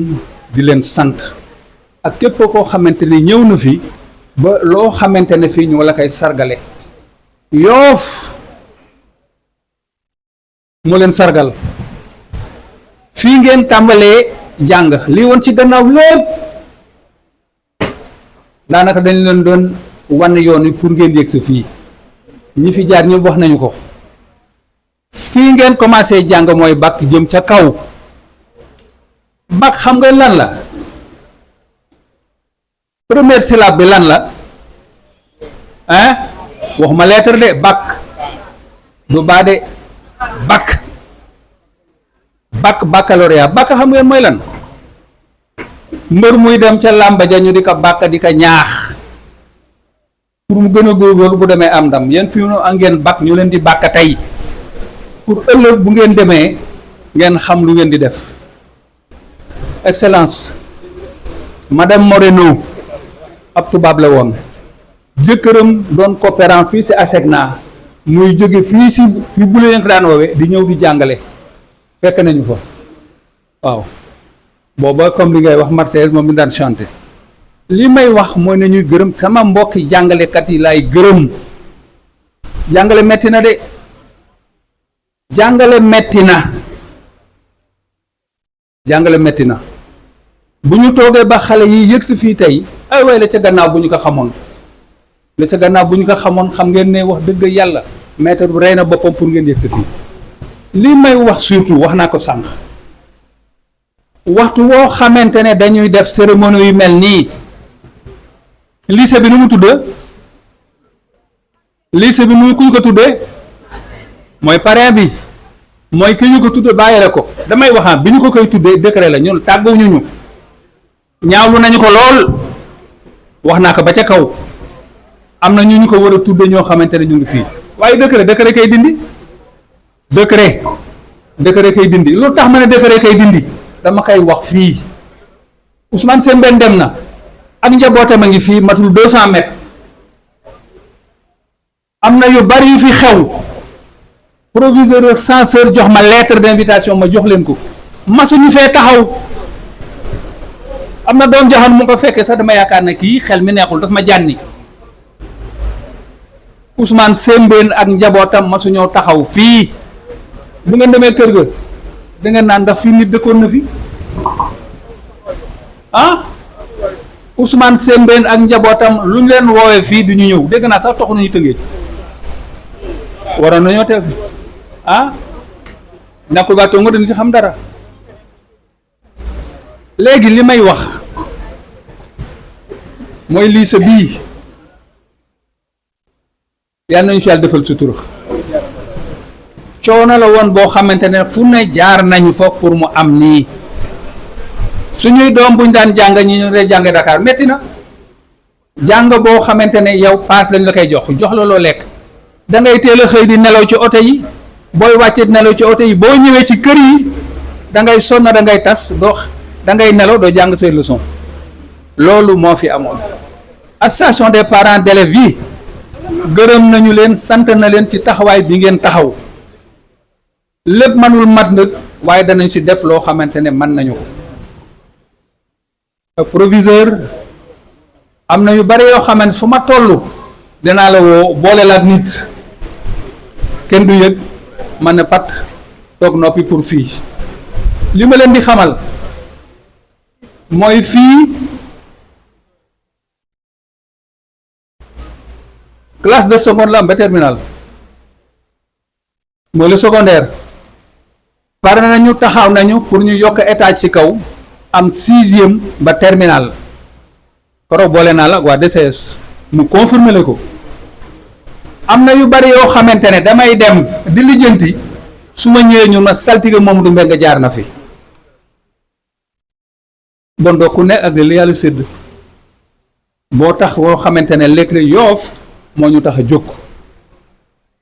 li may wax mooy xale yii góorgóorlu leen jàng ba seen njàng mat ngeen tekki bu ngeen tekkee di ngeen tekkil seen waajur dëgg la waaye nag di ngeen tekkil seen dëkk. man day par expérience ci li ma dund nguur gu fi ne képp ku amoon ku la teewal ca kaw bu ñuy séddali sa dëkk ñàkk na loolu la de te la ñu fay mën a teew mooy jàng ba fekk fa ñuy séddale fekk leen fa ñuy séddalee delloo njukkal Yoff gi xamante ne moo leen may lii. fi may terminer mooy Awa Sarr jaraboot baatab léeb la boo xam ne ñu bari xamuñu ko. jaraboot yaay jaboot yaay jara jox nga boot. ba ma metti fële la woon de waaye ak a ñaaw collège bi madame la principale ñaaw na de moo tax keroog bii ministre ñëwee école ba na mu mel noonu nga ko bàyyi mu gis na la mel. xam nga ne président buy ñëw dañuy defaraat tali ya di peinture garab ya mais ko def bàyyi ministre mu fekk inondation ba fa amoon mu gis ak toiture yi naaw ñu ne ministre gis nga fii ni la mel pour mu bàyyi xelam ne fii dañu ko war a defaraat dañu ko bàyyi xel te lañ ko wax ko roog nag fii lycée bi nga jógee lépp luy jafe-jafe fii la toxoo ci fii nga toog ci collège bi ñëw fii te bu tey fii jagagul rafet na de mais y a beaucoup de problèmes yoo xam ne mu ngi fi ne proviseur man day sag dem na xari na ma sag dem metti na ma lool démb laa ko yëg baytiir mii moom ma ko wax ci xew masuma ko yëg meew mu wayul tuuru na ñaateer nga fi def am fi résultat yi bu ñu sañoon nga dem continuer waaye nag lu yàlla def loolu la censeur day dem monsieur John yàlla def na ki koy remplacer sunu jarbaat la Amadou Badji ñi xam Yoff di doomi Batoor Niang di rakk ci monsieur Niang Matar Niang bii ne woon Dabaax di Chérif Mohamed Lamine Aïdara doomi Cheikh Mohamed Cheybata doomi Cheikh doomi di suma wasiila baayam nekkoon suma wasiila baay maamam nekkoon suma wasiila maam El Hadji Jogal Samb ak El Hadji Abdoulaye Samb ci Ngor loolu daal mu ngi bëgg dem ay téeméeri at alhamdulilahi rabbil alamin di sant yàlla rek ñoom daal ahlu bayti ci nabi seen mbir daal dañu koy wékk ci dogalu suñu borom pour dire que ci seen gis-gis daal il n'y a pas de hasard la ko daal mooy li ma dal digganteem ak saltige bëggoon dem bu yàgg ndax day faral di voyage waaye jaral na ko mu teew waaye loolu daal moo ma dal ba ma jógee ci docteur bi ba nji ji metti amoon ngànt waaye mënuma téye suma bopp ndax lu saltige xewle alhamdulilahi rabbil alamin ci biir nuyoo bi ñu ci jiital fii naa Issa Laye di ko ziar bu baax a baax di wax ne démb ci ngoon suñu sang Sëriñ Mohamed Lamine Aïdara macha allah mu ngi woon ci xalifa bu tedd ba Mohamed Lamine Laye Matar ak délégation bu rëy ziyaare ko mbokk yi xamal ci itam na jubluwaay bi incha allah bu ëllëgee danañu xam ne day teew fii woon kenn ku nekk war a jàpp ne ñaanañu fi jiitu yàlla ci yàlla dem barke amul hasard ndax dëkk bi li tóngoor fii la maamam Cheikh Mamadou Wadal wulde maamin ñëwoon ëpp na téeméeri at ak moom Cheikh Babacar Ndiaye ak mag ñu baax ñëw Cheikh Issa Thiaw ci tóngoor gii kon bu ko yàlla dellu si ba mu ñëw ci bésu saltige day sant yàlla bu baax alhamdulilah rabbil alamin moom daal xam na ne saltige taalibe Cheikh la war a mbay nekk diggante Al Maktoum wax dëgg yàlla ak sang yi ci teew ñu gën a rafetlu xam na ne saltige jox na ko cër wasiila cër yëpp waaye dafa xam ne saltige doomu ndeyam la nekk nañu jàpp ne mook saltige frère am na ko jàpp loolu famille bi yëpp xam na ko ba ci maam Alsaan ak famille bi yëpp ne Saltigué ne Chérif dafa bokk ci famille bi kon alhamdulilah rabbil alamin la ñuy war a mën a terminer rek mooy il n'y a pas de hasard il y a plus de 15 ans Chérif Mohamed Alamine Aïdara ci Bayax la taxaloon zawiya maam Cheikh Saad pour dire qu'il tient tellement à l'éducation parce que dafa jiite au mouvement de jeunes mouvement jeune islamique international di leen tàggat ci fànn yi nekk ci wàllu formation éducation ak jàngale yàlla na leen yàlla defal barke ndax moom am na vision kon Saltigué Chérif ngi lay ñaanal di la sant ak dellu ci wasiilu yëpp yow lu la laal na famille yëpp macha allah yàlla bu leen defal cat vous êtes une famille unie solidaire moo tax boo waxee Assane Mbengue DG dafa mel ni que wax nga ko parce que ñu ñoo bokk famille yàlla na ko yàlla defal ñaan bi di jeexal te nuyu le frère de Yoff dañuy wax le khalife général des Laye démb Mamadou Lamine Laye ne ko Chérif gërëm na waa Yoff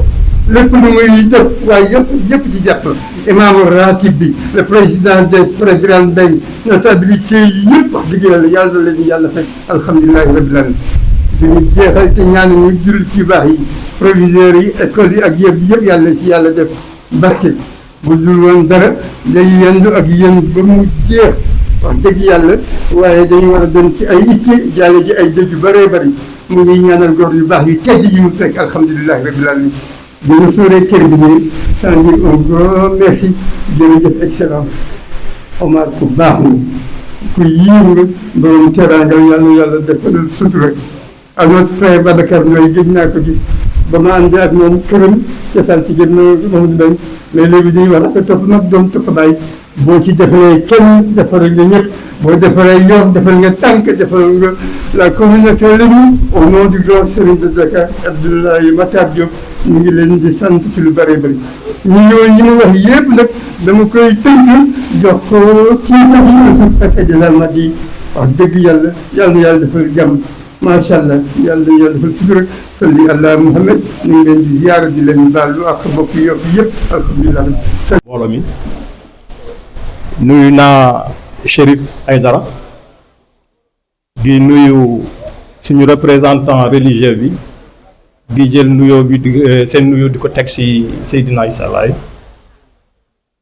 di jël nuyoo bi di jël nuyoo chef coutumier yi di ko teg ci loxo Frey xam naa ne moom am na koo xam ne ki duma ko nuyu parce que après dañuy def combat maak moom muy Saltigué Ndofane et tout de suite je vais rebondir si ce qui nous a réunis aujourd'hui, c'est par rapport à nos récipiendaires que je vais souhaiter quand même une bonne continuation et revenir dans la famille éducative parce que je suis pur produit de l'éducation. Étant instituteur principal de classe exceptionnelle, donc l'éducation c'est mon sang. Je vais vous dire que vous allez terminer, mais en même temps, vous allez commencer une autre étape, c'est-à-dire l'étape des études universitaires. Et l'étape qui, selon le discours de son Excellence, qui est plein d'enseignements. C'est pas parce que mon père était ambassadeur, Excellence.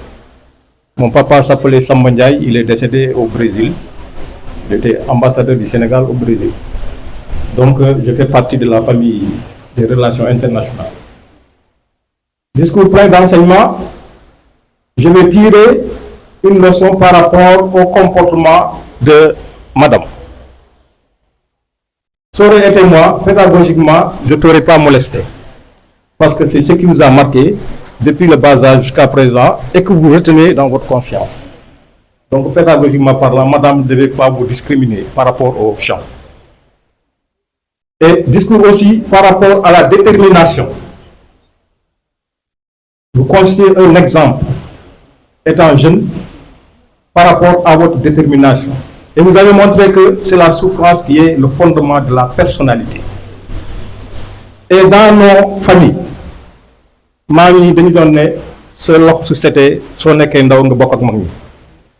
donc il faudrait quand même essayer de combattre le comportement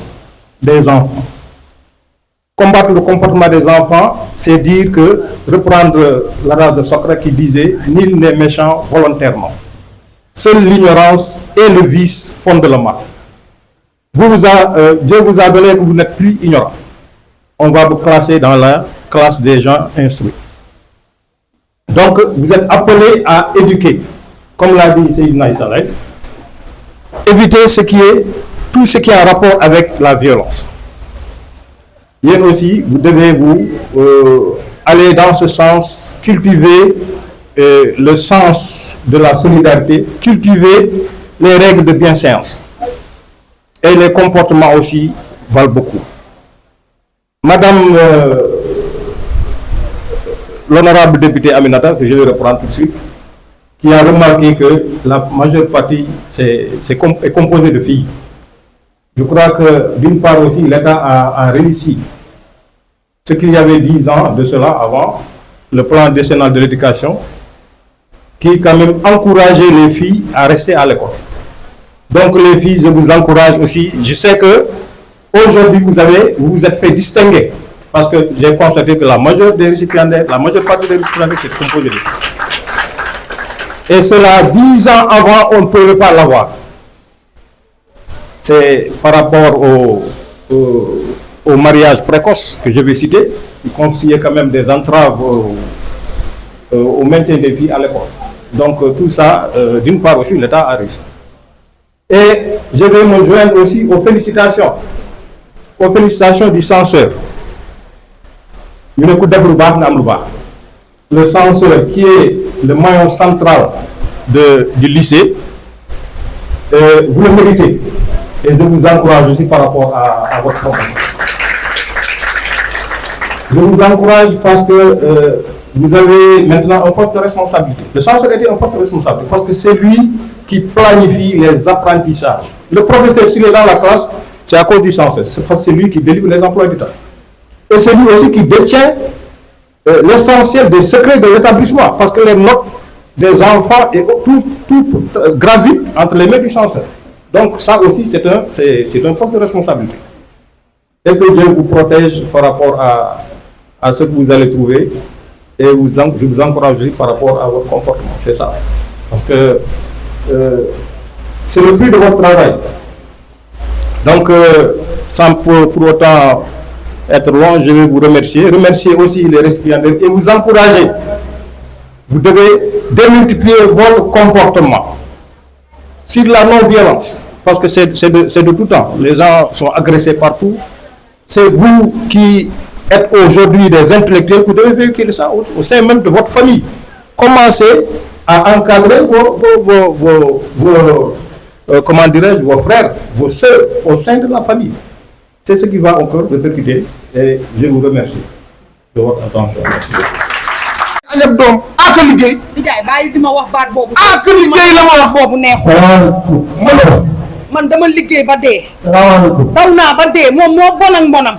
Ndiaye man damay xëy 4 heures du matin liggéey pour moom mi mu mën a raw ay moroomam bu ma demee liggéey ji moom ma ne yóbbu ko ba bunte moom du xale bu ndaw bu ñuy jàpp si loxo chaque jour di ko yóbbu bunte école ba bu ma demee ba bunte école ba ma dugg ba ma oñ na ko mu topp yoon wi demu yoonam la ma si man. aw loolu nuyoo aw du ma sa morom dégg naa du ma sa morom la ma wax aw ba ma seetu woon dara ina ma la def laa xam ne ni tey la mburu la def si ta ma la wax mu mel ni aw lépp nag kii la waa jaa ngi nag li sàcc bi la bañ aw kii laa toppa kii laa la àndal étapa bi wuyu bi tuxkatab yamba bi tuxkatab sisa bi tuxkatab suus bi daxala suus aw kañ doo mën a am aw bay ma way yeesu kii la ma ko bëgg wax dama ko am tey déedéet da nga war a aw kii la ma ko bàyyi di accuser doomi jàmbur kii dañ ko jur kon niñ juree kii moo bëgg a bon ak mbonam bàyyi leen laaxa doom di door doom kii dama ko jur fi ma ko war a juree son na si moom daw guddi daw bëccëg daw pour mu tekki moo bëgg a bon fii ay moromam yi toog waroon na fee toog moom këyit ak suukar sa andiw ko fi bon nara bon gis naa ñii tey ñu ngi nii sol seen ak cap aw sol sa tëlpëdoo xaw ma tëlpëdoo la xaw ma lam la mu doon ah ñàkk a jom aw amula jom amula laala seet amula kers ah te bon na ngi ni aw une lan aw ba ma ne père waay ba ma naa ni une ma père aw du ma sa morom na ma wax aw laa maa wax waxal laa maa wax nga mun di góor si suba ba si ngoon aaka si dugal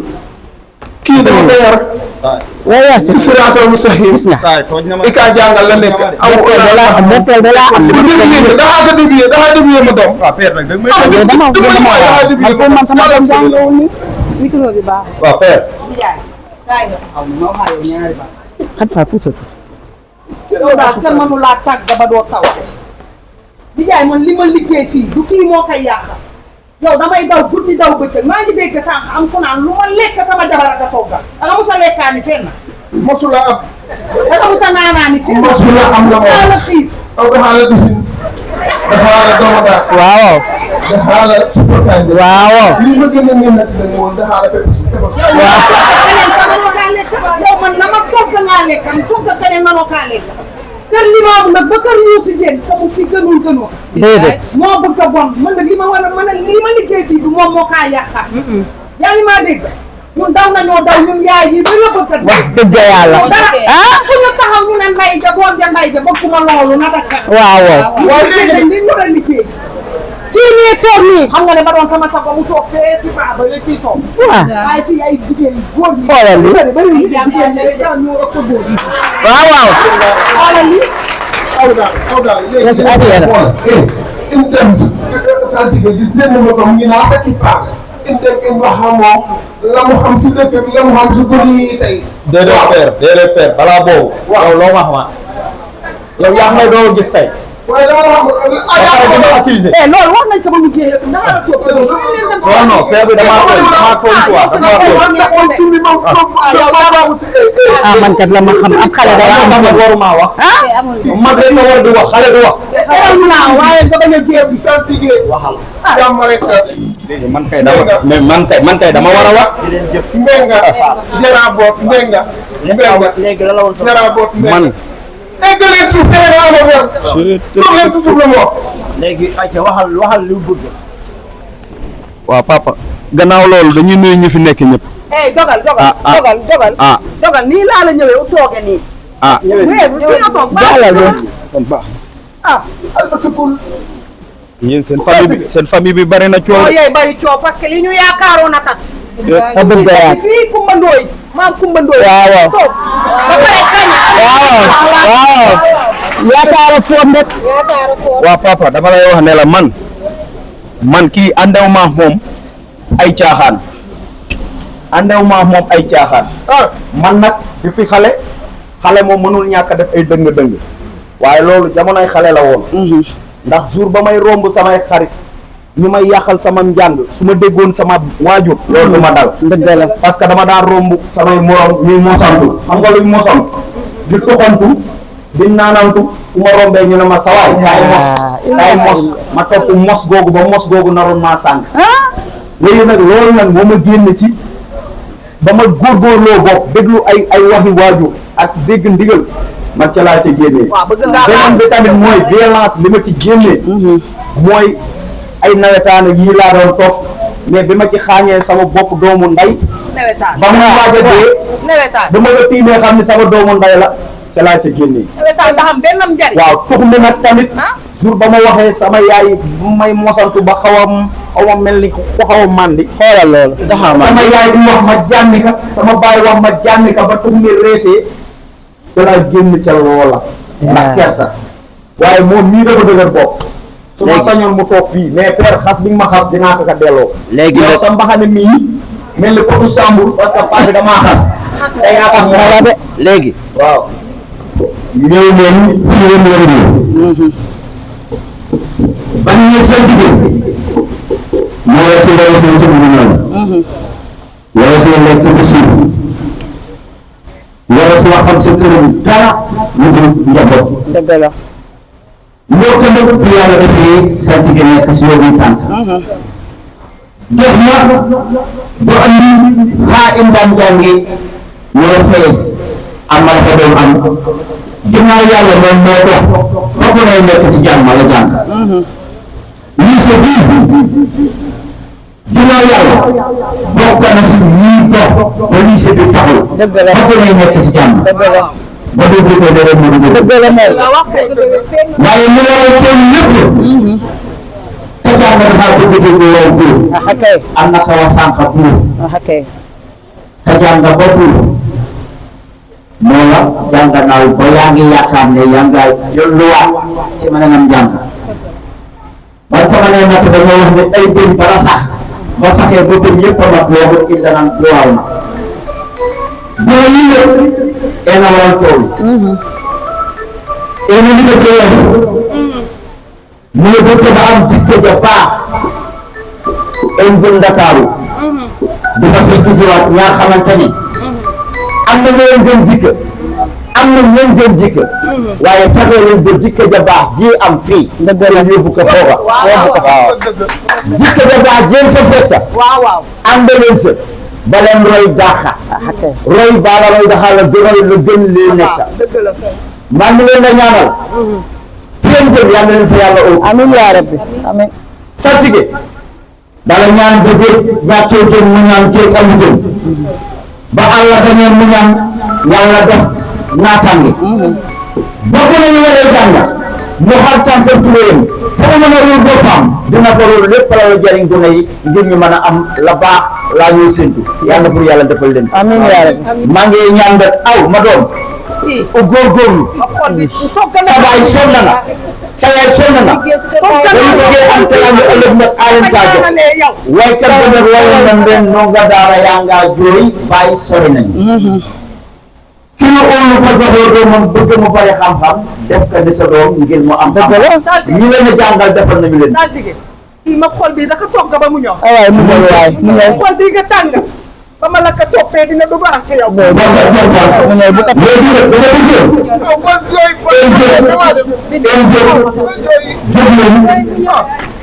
jóg leen mu def la mag nga daan def bari na dama bëgg en ànd si góoru kaw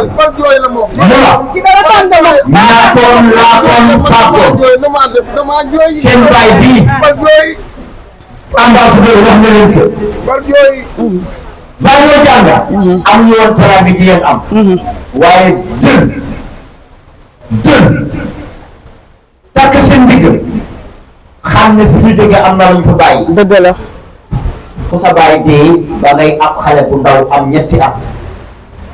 sa yaay nekk fekk yow dina naf na fi ak yow ngay dem ba yàlla def la nga nekk ab ambassadeur loolu ab cër la pour yàlla def ci si yéen allahumma amiin waay ñaatoon laatoon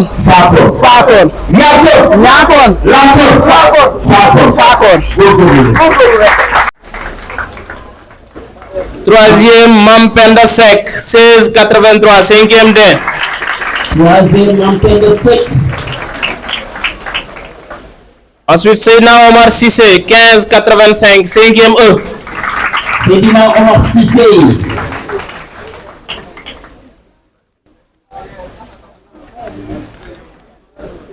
Nogay Loum Diop, 1741, 4e A.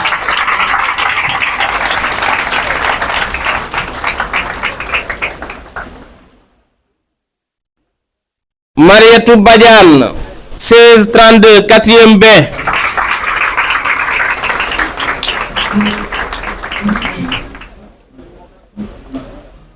Salimata Sow,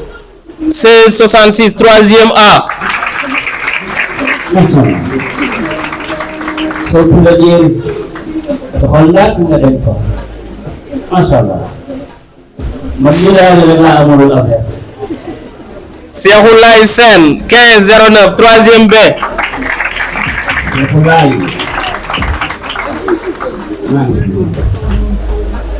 Serigne Fallou Laye Thiaw, 1670, 3e C. Seydi Alassane.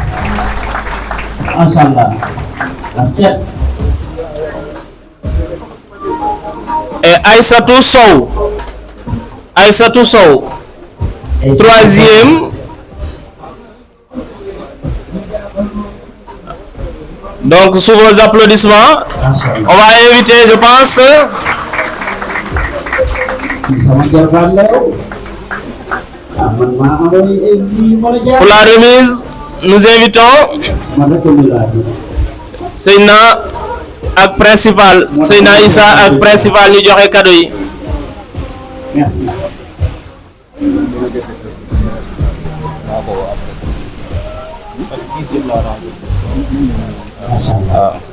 Ak docteur Ndaya Soutal pour la remise des cadeaux. Donc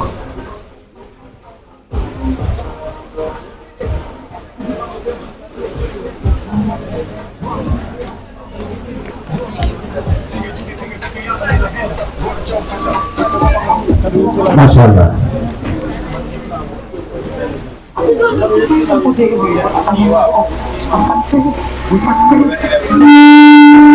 Régulateur. Hein? Régulateur et social. Voilà, social, voilà. Je ne comprends pas. Comment? Éducatif.